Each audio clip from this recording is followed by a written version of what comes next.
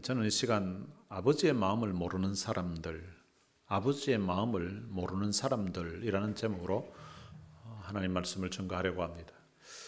예수께서 길을 가시다가 날 때부터 맹인된 한 사람을 보셨습니다. 그리고 예수님이 침을 땅에 뱉어서 진흙을 이겨가지고 그리고 그 진흙을 그 맹인의 눈에 바르시고 그리고는 실로암 못에 가서 씻으라고 하셨습니다. 이 맹인이었던 사람이 그 예수님의 말씀을 듣고 실로암 못으로 가서 씻었습니다. 씻었더니 이제 눈이 밝아진 것입니다. 그리고 이제 다시 돌아왔습니다.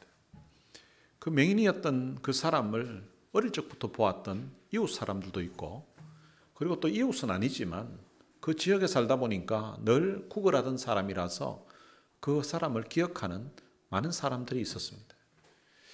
그런데 이 사람이 맹인이어로 늘 앉아서 구걸하는 것만 보다가 이 사람이 눈을 떠서 이렇게 다니고 있으니까 사람들 중에는 이 사람 그 사람 맞다고, 이 사람 그 맹인이었던 사람 그 사람 맞다고 하는 사람도 있고 이 사람 늘 앉아서 고개 숙이고 이렇게 고개 들어도 제대로 얼굴을 안 봤던 그런 사람들이 비슷한 것 같은데 그 사람 아닌 것 같다고 이렇게 이제 이야기하는 사람들이 있는 거예요. 자, 그런 상황에서 이 맹인이었던 사람이 내가 그 사람이라고, 내가 그 사람이라고, 내가 맹인이었던 사람 맞다고 이렇게 이야기한 거예요.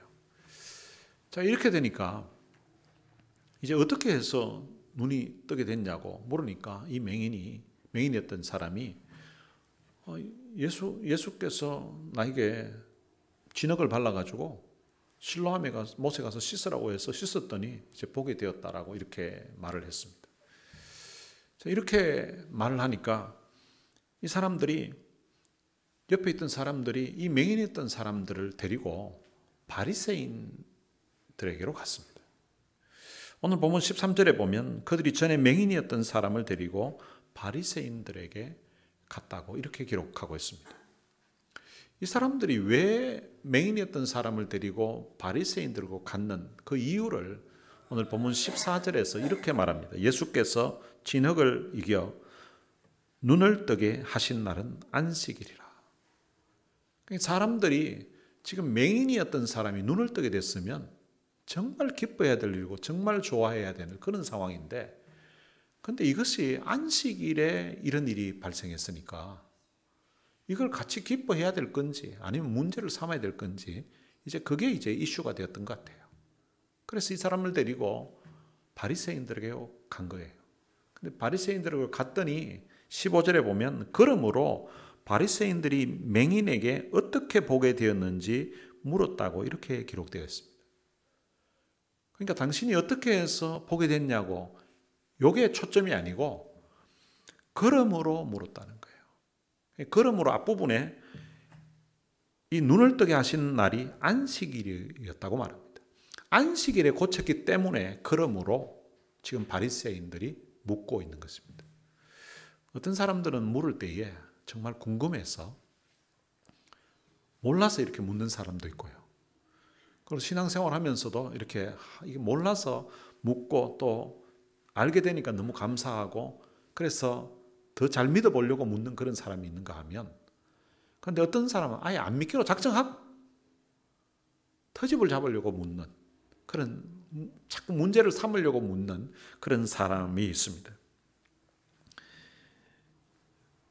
이 사람들이 안식일을 지키지 안식일에 이제 눈을 뜨게 된 그 사실을 듣고서 그 예수가 내 눈에 진흙을 바르고 그리고 가서 씻으라고 해서 내가 나왔다고 이렇게 이제 이야기하니까 예수님이 안식일 날 진흙을 이겨서 바른 이걸 이제 일로 간주를 한 거예요.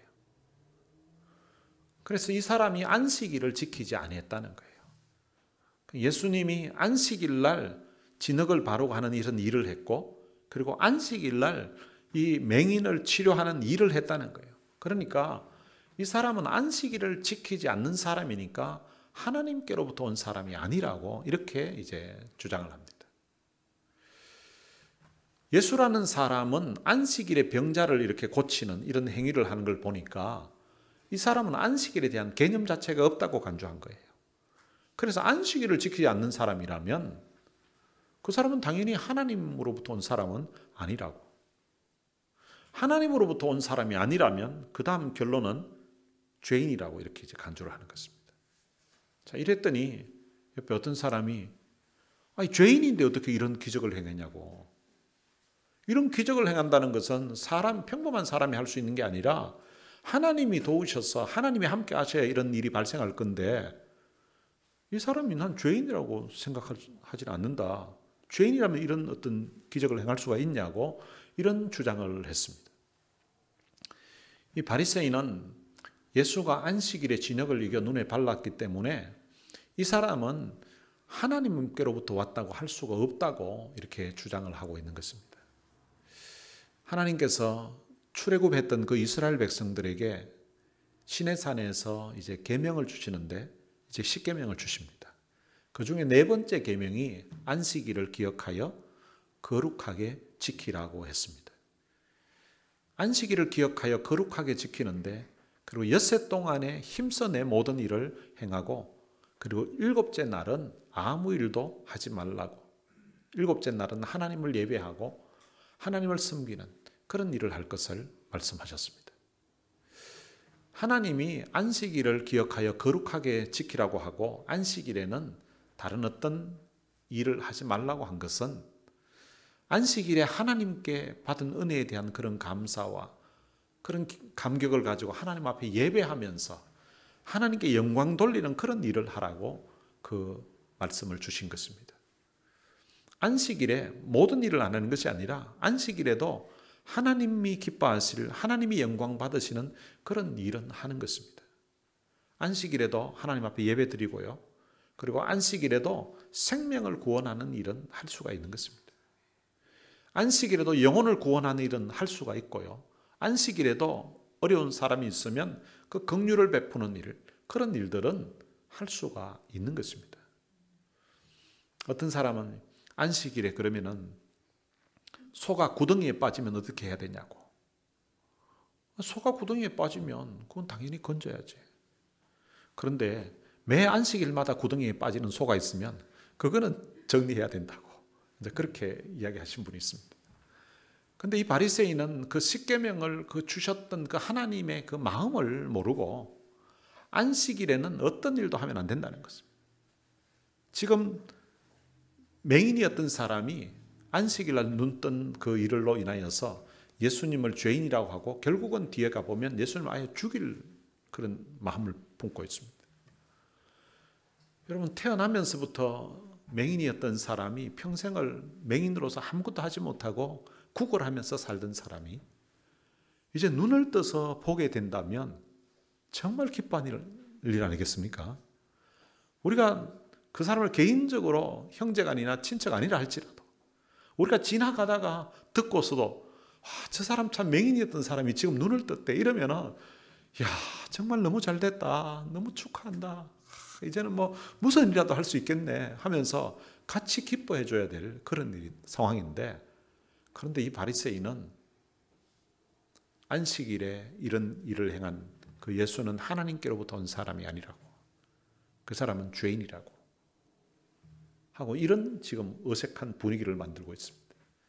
누가복음 15장에 보면 잘 알고 있는 탕자 이야기가 나옵니다. 그 이야기 속에 나오는 마다들이 있는데요. 그 마다들의 모습이 이 바리새인의 모습과 똑같습니다. 그 누가복음 15장에도 앞부분에 보면 이제 바리새인과 서기관들이 이제 거기 같이 등장을 합니다. 그런데 예수님 앞에 그 세리들과 그 죄인이라고 자기들이 평하고 있는 그런 사람들이 예수님의 말씀을 듣기 위해서 사람들이 막 몰려오는 거예요. 그러니까 이 바리새인과 서기관들이 원망을 하면서 이거 예수가 저 사람이 말이지 죄인을 영접하고 죄인들과 같이 음식을 먹는다고 그렇게 표현을 하고 있습니다. 그래서 이제 그 상황을 보고서 예수님이 그들에게 비유로 몇 가지 이야기를 하는데 그 중에 하나가 이 탕자의 비유입니다. 이 마다들이 자기 동생이 돌아왔습니다.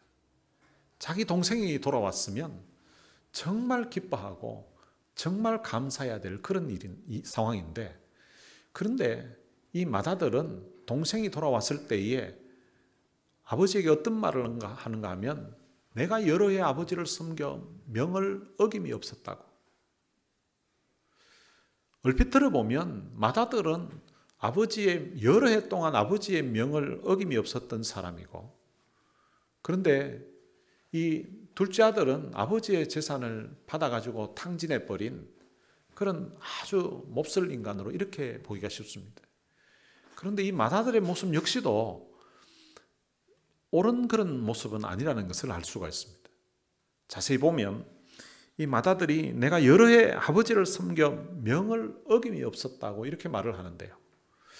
아마 아버지가 말했던 문자적인 그런 명령은 그대로 지켰을 것 같습니다. 아버지가 밭에 나가서 씨를 뿌리라고 하면 이제 씨를 뿌리고, 밭에 나가서 잡초 제거하라고 하면 잡초 제거하고, 이제 추수 때가 되었으니까 추수하라고 하면 아마 아버지의 그 말을 듣고서 아마 추수했던 것 같아요.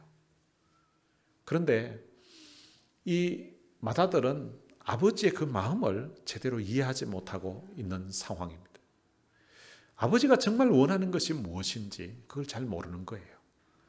동생이 집에 돌아왔을 때에 아버지는 지금 너무 좋아서 너무 기뻐서 잔치를 여는 그런 상황인데, 그런데 이 맏아들은 집에 들어오지도 않고 바깥에서 그가 노하였다고 그렇게 표현하고 있습니다. 동생을 위해서 잔치를 열고 있는 그 집안에 아예 들어가는 것조차 들어가지 않으려고 거부하고 있었습니다. 여러분, 이 맏아들은 자기 동생이 집을 나갔을 때에 너무나 고통 가운데 있었던 그 아버지의 그 아픈 마음을 전혀 이해하지 못하고 있는 것입니다. 여러분, 혹시 자식을 잃고서 잃어버린 그 자식 때문에 너무 마음 아파하고 있는 그런 아버지, 그런 부모를 보신 적이 있으십니까? 저는 오래전에 그 TV에서 자식을 잃어버린 그 아버지의 모습을 다큐에서 이렇게 본 적이 있었습니다. 그 아들을 잃고서 그 아들을 찾기 위해서 이 아버지가 다니던 직장을 이제 그만두게 됩니다. 그리고 이 아들에 대한 그 전단지를 만들어 가지고 벽에다가 그 아들의 전단지를 사진을 붙이고요. 그리고 연락해 달라고 하고, 그리고 그 전단지를 매일같이 이제 나누어 주면서 일어난 사람 보면 좀 자기가 연락 달라고 하면서 돌아다닙니다. 이 아버지는 제대로 먹지도 못하고 제대로 자지도 못하고 계속해서 자기 자식을 찾아다녔습니다. 맏아들은 이와 같은 그 잃어버린 아들 때문에 말할 수 없는 그런 고통 가운데 있었던 그 아버지의 마음을 이해하지 못하였습니다. 그리고 자기 동생이 집으로 돌아왔을 때에 아버지가 얼마나 기쁘고 얼마나 좋아했는지 그 아버지의 마음을 또한 이해하지 못했습니다. 사실은 이 맏아들은 아버지에게 가장 중요한 명을 거스리고 살았으면서도, 그런데 자기는 아버지의 명을 다 지켰다고 이렇게 생각했습니다. 그래서 그는 여러 해 동안 아버지를 섬겨 명을 어김이 없었다고 그렇게 말을 했습니다. 하나님과 사람 사이에 존재하는 최고의 법이 있다면 그것은 바로 사랑이라고 할 수 있습니다. 한 율법사가 예수님에게 물었습니다. 선생님, 율법 중에서 어느 계명이 큽니까? 그때 예수님이 내 마음을 다하고 목숨을 다하고 뜻을 다하여 주 너의 하나님을 사랑하고 내 이웃을 내 자신과 같이 사랑하라고 이렇게 말씀하셨습니다. 그러니까 이 두 계명이 온 율법과 선지자의 강령이라고 했습니다. 온 율법과 선지자의 강령이라는 말은 온 율법과 선지자들이 전했던 구약 성경 전체를 통하여서 최고의 명령이 있다면 그것은 바로 하나님을 사랑하고 내 이웃을 자신의 몸과 같이 사랑하는 것이라는 것입니다. 성경은 하나님은 사랑이시다고 그렇게 말씀하고 있습니다. 우리가 믿는 하나님은 사랑의 하나님이십니다. 하나님이 원하시는 것은 우리가 하나님께 받은 그 사랑을 생각하면서 옆에 있는 우리 사람들을, 이웃들을 서로 사랑하라고 하는 것입니다. 이 맏아들에게 아버지가 요구하는 것이 있다면, 아버지가 이 맏아들에게 가장 크게 기대하는 명령이 있다면 내 동생을 사랑하라 하는 것일 겁니다. 그런데 이 맏아들은 아버지의 가장 원하시는 것, 아버지가 가장 중요하게 생각하는 그 명령인 동생을 사랑하라는 이 명령은 전혀 안중에도 없고, 아버지가 문자적으로 어디 덜에 가라고, 그리고 밭을 갈라고 이렇게 명령하는 그런 명령 몇 개 지킨 걸로 해서 자기는 아버지의 명을 다 지켰다고 그렇게 생각하고 있습니다. 그리고 이 맏아들은 보면 소극적인 그런 보상을 기대하면서 이제 자기 아버지 집에서 일을 했습니다. 내가 여러 해 아버지를 섬겨 명을 어김이 없거늘 내게는 염소 새끼라도 주어 나와 내 벗으로 즐기게 하신 일이 없다고. 그러니까 아버지가 자기에게 여러 가지 일을 시키면서 자기에게는 염소 새끼 한 마리 주지 않았다고 이렇게 아버지를 악평했습니다. 그런데 성경을 자세히 보면 아버지가 그 둘째 아들의 재산을 나누어 줄 때에 아버지가 그 살림을 각각 나누어 주었다고 이렇게 기록하고 있습니다. 이 아버지에게는 아들이 둘이 있었습니다. 그런데 둘이 있었는데 그 살림을 각각 나누어 줬다는 말은 둘째 아들이 자기 분깃을 달라고 할 때 둘째 아들 몫을 주면서 맏아들에게도 그 몫을 나누어 줬다는 말입니다. 그런데 이 맏아들은 자기 아버지가 자기에게는 염소 새끼 한 마리도 주지 않았다고 이렇게 말을 한 것입니다. 여러분, 이 말은 사실이 아닌 것입니다. 그리고 이 맏아들은 동생의 죄를 아주 과대해서 선전했습니다. 아버지의 살림을 창기와 함께 먹어버렸다고 했습니다. 그런데 엄밀하게 따져보면 사실은 이 둘째 아들이 아버지의 살림을 창기와 함께 날린 것은 아닙니다. 재산 날렸지만 아버지의 재산을 날린 것이 아니라 이미 자기 것으로 이제 분깃을 물려받은 거기 때문에 이제 법적으로 자기 소유를 날린 것입니다. 그리고 자기 재산을 다 탕진하고 이제 거지꼴이 되어서 돌아왔다 할지라도 창기와 함께 먹어버렸는지는 사실은 모릅니다. 재산을 다 날렸다고 해서 창기와 함께 날렸다고 볼 수는 없잖아요. 그리고 이 맏아들은 자기가 동생이 어느 나라에 가서 어떻게 돈을 탕진했는지, 중간에 돈을 강도에게 다 빼앗겼는지, 아니면은 도둑을 맞았는지, 아니면 진짜 창기와 함께 날렸는지, 어떻게 해서 재산 다 날렸는지 그 사실을 사실은 모릅니다. 만약에 다른 어떤 사람들을 통하여서 전해 들어서 정말 자기 동생이 물려받았던 그 재산을 창기와 함께 다 날려버렸다 할지라도 아버지 앞에서 창기와 함께 다 날려버렸다고 이렇게 다 동생의 잘못을 까발리면서까지 강조하여서 말할 필요는 없었던 것입니다. 그런데 이 맏아들은 또한 이기심으로 가득 차서 형제의식이 전혀 없었습니다. 아버지의 살림을 창기와 함께 먹어버린 이 아들이라고 이렇게 표현합니다. NIV 영어 성경에 보면 이 아들이라는 이 부분을 This son of yours라고, 당신의 아들이라고 말합니다. 이 재산을 다 탕진한 내 동생이 아니라 당신의 아들이라고 이렇게 표현합니다. 그에 비해서 아버지는 내 동생이라고, This brother of yours라고, 너의 동생이라고 이렇게 표현하고 있습니다. 이 맏아들은 자기 동생을 향하여서 내 동생이라고 이렇게 표현할 수도 있을 건데, 그런데 자기 동생을 향해서 내 동생이라는 이런 개념 자체가 없었던 것 같습니다. 그래서 동생이라는 말을 아예 붙이지를 않습니다. 그리고 이 맏아들은 동생을 위해서 이런 잔치를 하고 나면, 자기 아버지의 재산을 쓰고 나면 결국은 자기 몫이 줄어든다고 아마 이렇게 생각한 것 같습니다. 사람들 중에는 자기 것밖에 모르는 그런 사람이 있습니다. 나이가 어릴수록 또 미숙가일수록 자기 것만 소중하다고 사람들이 생각합니다. 내 것이 소중하고 내 돈 소중하고 내 시간이 소중하다고 합니다. 내 기분이 중요하고 그리고 내 몸이 소중하다고 합니다. 여러분, 내 것이 소중하면 사실은 다른 사람 것도 다 소중한 것입니다. 이 마다들은 자기 것밖에 모르는, 자기 하나밖에 없는 그 동생에 대해서는 아무런 개념 자체가 없는 그런 사람입니다. 그리고 이 마다들은 아버지의 마음을 몰랐던 것 중에 하나가 아버지가 베푼 이 잔치의 의미 자체를 모르고 있습니다.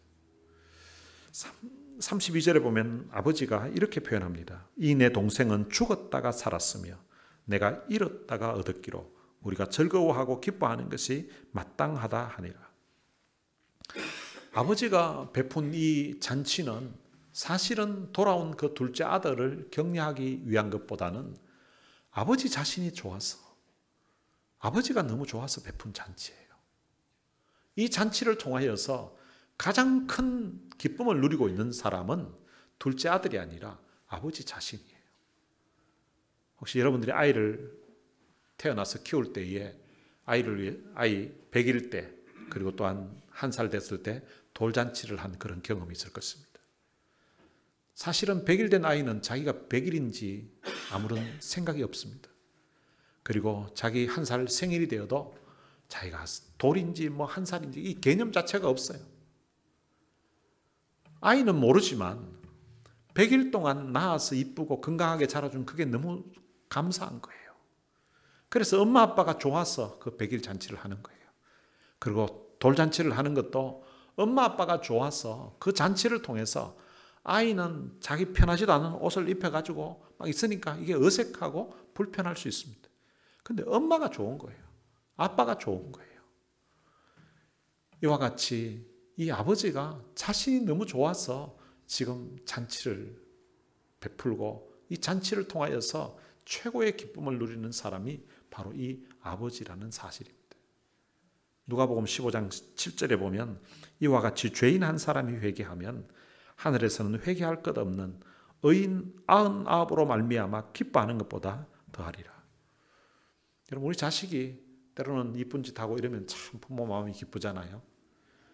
근데 하나님께서 천국에서 회개할 것 없는 의인 99명이 하나님을 찬양하고 하나님을 기쁘시게 할 때 마치 우리 부모가 자식이 참 재롱을 부리고 자식이 좋은 일을 하고 참 잘되고 이러면 기뻐하는 것처럼 하나님도 그런 기쁨을 누릴 건데, 근데 회개할 것 없는 의인 99명으로 말미암아 기뻐하는 그것보다 잃어버린 한 영혼이 돌아오는 것, 그게 더 하나님이 기뻐하신다는 거예요.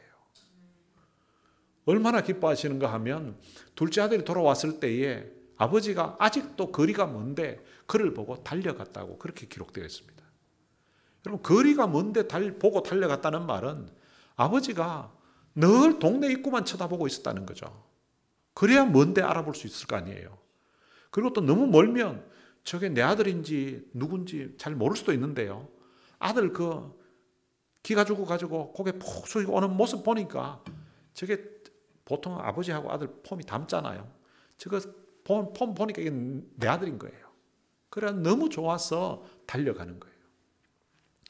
원래 나이 많은 동양인은 잘 달리지 않습니다. 우리도 보면 한국의 양반들 뭐 옛날에 있잖아요. 비가 와도 안 달린다니까요. 그런데 이 아버지로 표현된 이분이 바로 사실은 하나님이신데 이분이 막 달리는 거예요. 여러분, 젊은 사람이 또 늘 운동을 하던 사람이 달리면 이게 달리는 폼만 봐도 좀 멋있잖아요. 근데 나이 많은 동양인이요 달리면은요 이게 폼이 자기가 봐도 이상하고요 옆에서 보는 사람은 더 이상합니다. 그런데 다른 사람 체면을 생각하지 않습니다. 다른 사람이 나를 어떻게 생각할까 여기에 대해서 전혀 신경 쓰지 않습니다. 돌아오는 그 아들 보고 너무 좋았어, 너무 기뻐서 그냥 막 달려가는 거예요. 달려가서는 아들에게 가까이 오니까 아들을 그냥 부둥켜 목을 안습니다. 그리고 입을 맞추었다고 되어 있습니다. 여러분, 우리 성경에는 그냥 입을 맞추었다고 되어 있는데 이거 영어 성경에 보면 복수로 되어 있습니다. 입을 그냥 한번 맞추고 끝나는 게 아니라 너무 좋아서 계속 입을 맞추고 있는 그런 상황입니다. 여러분, 아들 한번 생각해 보세요. 이 아들이 돼지 치는 일을 했거든요. 그래서 온몸에 돼지치는 일을 했기 때문에 몸에 냄새가 배어 있을 거예요. 거기에다가 오는 동안에 얼마나 걸렸을지 모르지만 제대로 씻지도 못했고요. 거기다가 양치는 제대로 했겠습니까? 몸에도 입에도 머리에도 다 냄새가 날 건데 아버지는 냄새를 마치 못 맡는 사람인 것처럼 그 아들의 목을 끌어안고 입을 맞추고 너무 좋아서 어쩔 줄 몰라 합니다. 그리고 그 아들을 위해서 잔치를 베풀어 줍니다. 어떤 사람은 돌아왔는데 이때 제일 슬퍼했던 존재가 누군가 이러니까 살찐 송아지였을 거라고, 아들 돌아왔다고 죽었어, 이런 이야기를 하는 경우도 있던데요. 살찐 송아지가 아마 가격으로치도 상당히 안 하겠습니까? 그런데 그 아들 돌아와서 너무 좋아서 그 살찐 송아지를 잡아서 동네 사람 불러놓고 잔치를 벌이고 있습니다. 근데 둘째 아들이 들어왔을 때, 맏아들이 왔을 때에 집안에서 풍류 소리와 춤추는 소리가 들렸다고 합니다. 그러니까 지금 아버지는 너무 좋아서 이제 음악을 소리가 나게 하고 그리고 거기서 춤을 추고 있었던 거예요. 그럼 제일 기뻐하는 사람이 아버지였는데, 여러분 춤을 췄으면 누가 췄을 것 같아요? 아들 보자마자 막 달려갔던 그 아버지가 음악을 소리가 나게 하고 거기에서 제일 신나게 제일 감격으로 가운데 춤을 췄던 분이 바로 그 아버지였을 거라고 생각합니다. 그래서 이 아버지는 돌아온 아들을 죽었다가 다시 살았다고 이렇게 표현했습니다. 죽었다가. 이 말은 아들이 집을 나갔을 때, 그 아들을 잃어버렸을 때 그 아버지의 마음은 아들이 마치 죽은 것과 같은 그런 아픔과 고통 속에 지냈다는 것입니다.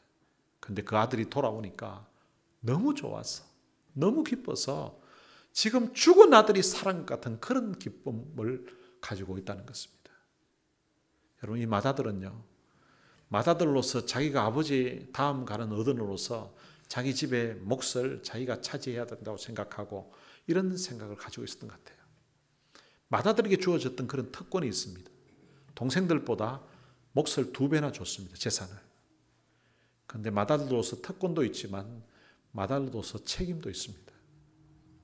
둘째 아들이 집을 나갔을 때, 자기 동생이 집을 나갔을 때에 그 아들을 기다려야 되고 그 아들을 찾아야 되는 책임이 아버지에게만 있는 것이 아니라 아버지 다음 가는 집안의 어른으로서 이 맏아들에게도 자기 동생을 찾아야 되는 그런 책임이 있는 거예요.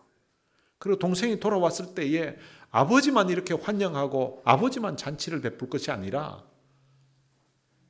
동생이 돌아왔을 때에 같이 기뻐하고 같이 축하해주고 환영해줘야 될 책임이 또한 이 맏아들에게도 있는 것입니다. 그런데 오늘 본문에 나오는 이 바리새인의 모습은 이런 아버지의 마음을 전혀 이해하지 못하는 그런 모습으로 나온다는 것입니다. 태어나면서부터 맹인되었던 사람, 맹인이었기 때문에 아무것도 할 수 없어서 구걸하면서 평생을 살아온 그 사람이 눈을 뜨게 되었다면 모두가 기뻐하고 축하해줘야 될 상황인데, 그런데 이 바리새인들은 예수가 안식일에 이 사람을 눈을 뜨게 했다고, 그는 안식일을 어긴 사람이라고 하면서 정죄하고 그를 죄인이라고 간주했습니다. 이 바리새인들이 이제 맹인이었던 사람에게 다시 묻습니다. 그 사람이 내 눈을 뜨게 하였으니 너는 그를 어떠한 사람이라고 하느냐고. 그랬더니 전에 맹인이었던 이 사람이 저는 그분이 선지자라고 생각한다고 이렇게 이야기했습니다. 그러니까 이 바리새인들이 자기들이 기대했던 그런 대답이 아닌 거죠. 그러니까 이번에는 그 부모에게 묻습니다. 부모를 불러가지고 이 사람이 너희 말이 맹인으로 났다 하는 너희 아들이 맞냐고, 그러면 지금은 어떻게 해서 보느냐고 이렇게 그 부모에게 물었습니다. 그 부모가 이 사람이 우리 아들인 거 맞고, 그리고 이 사람이 이 맹인으로 난 것도 맞다고, 그러나 지금은 어떻게 해서 보는지, 누가 그 눈을 뜨게 했는지 그건 우리는 알지 못한다고, 그에게 직접 물어보라고. 그가 이제 장성하였으니까, 그가 성인이니까 자기가 말을 할 거라고 이렇게 이야기를 합니다. 그런데 그 부모가 이렇게 직접 이 상황을 말하지 않았던 그 이유를 오늘 본문 22절에서는 이렇게 말합니다. 그 부모가 이렇게 말하는 것은 이미 유대인들이 누구든지 예수를 그리스도로 시인하는 자는 출교하기로 결의하였으므로 그들을 무서워함이라. 이러므로 그 부모가 말하기를 그가 장성하였으니 그에게 물어보소서 하였더라. 이런 내용을 보면 이 부모가 자기 아들의 눈을 누가 뜨게 해줬는지를 알고 있다는 거죠. 예수님이 뜨게 해줬다는 사실을 알고 있고요. 어떻게 해서 뜨게 됐는지도 이미 알고 있는 상황이에요. 그런데 이 부모들이 예수를 그리스도로 고백하는 그런 사람, 시인하는 사람은 그 출교하기로 했다고. 요즘식으로 표현하면 출교라는 것은 앞으로 당신은 교회 오지 말라고, 교회 오면 안 된다고 이렇게 이제 선언하는 게 그게 이제 출교예요. 자기들 그 당시 유대교회에서 이제 자기 종교 생활을 못 하도록 앞으로 당신은 성전에 오지 말라고 하고 이렇게 이제 하는 거, 그걸 이제 출교라고 합니다. 예수를 누구든지 그리스도로 시인하게 되면 출교하기로 결의했다는 그 사실 때문에 그 바리새인들을, 사람들을 무서워해서 아들에게 물어보라고, 우린 모른다고 이렇게 이야기했다는 것입니다. 부모 입장에서 한번 생각해 보십시다. 아들이 태어났는데, 근데 아들이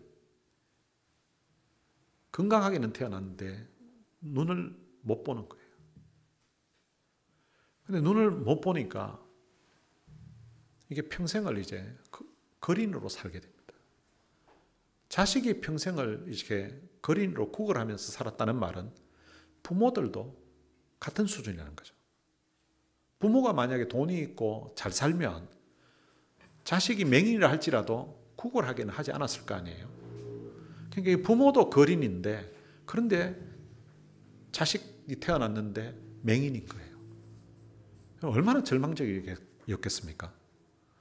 그래도 부모에게 자식이 태어났다는 말은 거린이지만 사랑하는 사람을 어떻게 만나게 됐고, 그런데 그 사랑하는 사람과 같이 지내다 보니까 임신하게 되어서 자식이 태어났어요. 그 자식이 태어날 때 비록 부모는 가난하게 살았지만 그 자식에게 거는 기대가 아니겠습니까? 그런데 태어났는데 이게 앞을 못 보는 그 상황을 알게 되면서 모든 게 다 절망이었을 것입니다. 그래서 아버지도 거지고 자식도 거지입니다. 마치 자식은 앵벌이 하듯이 거린으로 그냥 이제 맹인으로 해서 이제 같이 구걸하면서 지냅니다. 그럼 그렇게 지냈던 그들에게 그 아들이 눈을 뜨게 됐다면 얼마나 놀라운 일이겠습니까? 여러분, 자식이 태어날 때도 기뻤겠지만 눈을 뜨게 됐다는 그 사실은 어떻게 그들의 인생에 말로 표현할 수 없는 그런 기쁨일 것입니다. 너무나 큰 은혜를 입은 거 아닙니까? 그렇다면 어떻게 해서 보느냐고 하면 예수라는 그분이 우리 아들에게 이렇게, 아들 이야기 들어보니까 침을 뱉어서 진흙을 이겨가지고 눈에 바르고 실로암 못에 가서 씻으라고 했다고. 그런데 그분이 말씀하신 대로 가서 실로암 못에 씻었더니 눈이 밝아져서 이렇게 왔다고. 똑같이 아들에게 물었던 것처럼 당신은 그러면 예수를 어떤 사람이라고 생각하느냐? 성경을 좀 안다면요, 이사야 선지자가 장차 메시아가 올 때에 그때 맹인이 눈을 뜨게 될 것이라고 했는데, 구약 성경 다 봐도 창조 이래 맹인이 눈을 떴다는 그런 일이 없었는데 내 아들이 맹인이었는데 눈을 뜨게 됐다고. 그 옛날 이사야 선지자가 이야기했던 바로 그 메시아 그리스도가 바로 예수님 그분 같다고. 그분은 바로 그리스도라고. 보라고, 우리 아들 진짜 맹인이었고 지금 눈을 떠서 이제 다 보면서 이제 다닌다고. 내가 믿기로는 그분은 그리스도라고. 여러분, 이렇게 말해야 되는 거 아니겠습니까? 출교당할 게 겁이 나서 두려워서 그렇게 못했다는 거예요. 여러분, 출교당하면 어떻습니까? 이제 아들 건강하게 됐는데, 이제 아들 눈을 뜨고 다니는데, 유대사회에서 못 살면 초대교회 때도 보면 예수 믿다가 환란이 일어나서 안디옥에까지 가서 그곳에서 생활하면서 신앙생활하고 복음 전하는 사람들 있잖아요. 유대 땅에 못 살게 하면 이민 가서 살면 되잖아요. 맹인이었던 사람이 눈을 뜨게 됐으니까 너무너무 기쁘고 너무 감격스러운데 사람들이 두려워서 그 말을 제대로 못하고 있다는 사실입니다. 근데 사실은 이런 두려움은, 이런 주저함은 오늘 우리들의 삶에도 찾아올 수 있습니다. 내가 어떤 상황에서 내가 예수를 믿는다고 하면 사람들이 어떻게 생각할까 해서 마치 예수 안 믿는 사람인 것처럼 그렇게 표현합니다. 얼마 전에 그런 게 있었죠. 성탄절이 되어서 메리 크리스마스라는 말을 공식적으로 잘 못하게 되고 해피 할러데이도 이렇게 이야기했던 시즌이 있었죠. 내가 메리 크리스마스라고 하면, 내가 그리스도인이라고 하면 저 사람들이 나를 어떻게 생각할까, 그게 두려워서 말을 잘 못하는 그런 사람들이 있었습니다. 어떤 때는 사람들과 이야기 중에 이건 참 내 인생에 하나님이 부어주신 은혜인데, 하나님이 주신 축복인데 내가 참 하나님의 은혜로 이렇게 됐다고 이야기하면 저 사람들이 어떻게 생각할까 해서 잘 말을 못하는 그런 상황 있잖아요. 어떤 연말에 연예인들이나 이런 시상식 할 때 보면 참 하나님께 영광을 돌리는 그런 말을 하는 사람들을 볼 때가 있습니다. 쉽지 않은 이야기 아니겠습니까? 공중파 그 모든 카메라가 비춰지는 그 상황 가운데서 참 이렇게 된 것이 하나님의 은혜였다고, 하나님의 도우심이었다고 이렇게 고백하기가 참 쉽지 않을 수 있습니다. 사람들은 하나님께 받은 은혜가 분명하다는 것을 자기 자신이 알고 있음에도 불구하고 때때로 그 상황 봐서 사람들의 눈치를 보게 되고 사람들 앞에서 내 체면을 생각하고 내가 받은 은혜를 제대로 표현하지 못하면서 지나는 그런 경우들이 종종 있습니다. 여러분들은 받은 은혜가 있으면, 또한 받은 은혜를 혹시 간증해야 될 그런 상황이 발생하면 여러분들이 받은 은혜를 그대로 말할 수 있게 되시기를 바랍니다. 그래야 하나님이 영광을 받으시고요, 그래야 하나님이 그 한 영혼을 또한 주님 앞으로 인도할 수 있도록 역사할 수 있습니다. 오늘 본문에 나오는 바리새인의 모습은 마치 누가복음 15장에 나오는 그 마다들의 모습과 너무나 유사합니다. 이 사람은 아버지의 마음을 모르는 사람입니다. 나름 자기들은 율법을 지킨다고 생각했을지 모르지만 아버지의 그 마음을 제대로 모르는 사람입니다. 전에 맹인이었던 사람의 그 부모도 마찬가지입니다. 받은 주님의 은혜가 너무 큰데 그 받은 은혜를 지금 표현할 수 있는, 간증할 수 있는 그 시간에 사람들을 두려워해서 그것을 아들에게 그냥 미루고 표현하지 않았습니다. 오늘 우리에게는 이런 모습이 없었는지 한번 생각해 보시기를 바랍니다. 사람들 앞에서 우리가 예수 그리스도를 시인하면 천국에서 주님이 마지막 때에 나를 한다고 시인하시겠다고 그렇게 말씀하고 있습니다. 내가 모른다고 하면 주님도 우리를 모른다고 외면할 수도 있습니다.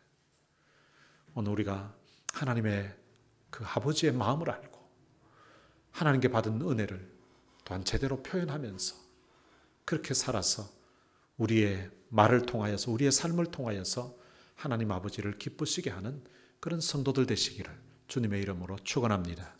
오늘 들은 말씀 생각하면서 하나님 아버지 당신의 마음이 있는 곳에, 이 찬양을 같이 한번 불러보겠습니다. 아버지 당신의 마음이 있는 곳에 나의 마음이 있기를 원해요. 아버지 당신의 눈물이 고인 곳에 나의 눈물이 고이기를 원해요.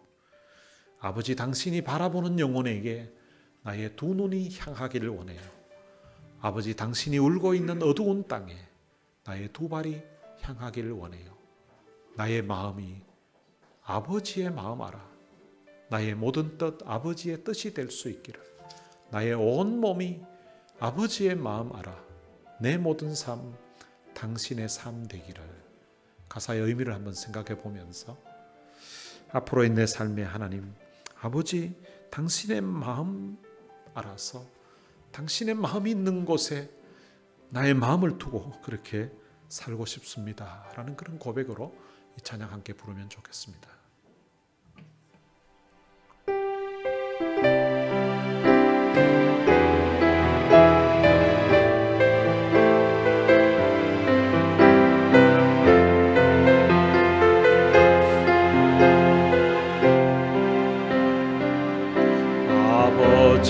당신의 마음이 있는 곳에 나의 마음이 있기를 원해요. 아버지, 당신의 눈물이 고인 곳에 나의 눈물이 고이길 원해요. 아버지, 당신이 바라보는 영혼에게 나의 두 눈이 향하길 원해요.